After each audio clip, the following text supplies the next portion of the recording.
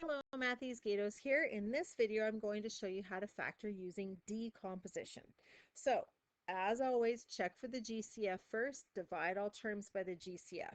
Once you've done that, we're going to again look for two numbers that multiply to A times C and add to your middle term B. What we're going to do is we're going to keep ax squared and c as they are, and we're going to break bx into the two numbers that we just found in factor pairs. When we do that, we're now going to have four terms. So I'm going to group the first two terms and the last two terms and factor the GCF from each set of terms. Really important you pay attention to your sign because we want the leading coefficient of x to always be positive. Once we do that, we're now down to two terms, and there is a GCF that remains again. So we again factor the GCF from the two terms that remain, and then we're done. So let's look at this example here. So I have 4g squared plus 5g minus 6.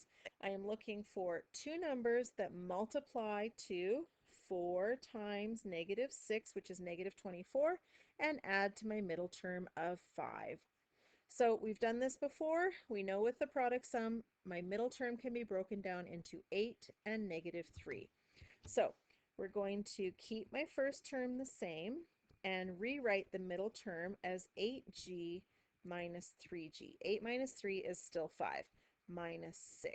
I can do that in any order. So now I'm going to group my first two and group my last two set of terms and look for a GCF from both. So 4g squared and 8g have a GCF of 4g.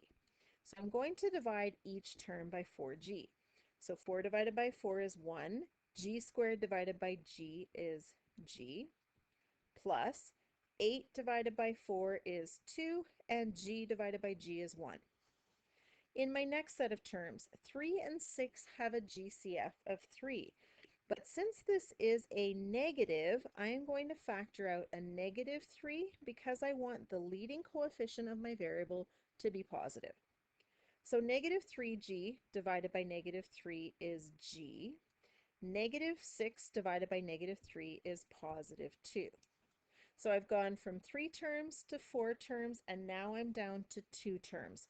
Looking at those two terms, here they are, I can see that I have a greatest common factor of g plus 2. So let's take the g plus 2, we're going to factor it out, and when we're done, we're going to be left with 4g minus 3.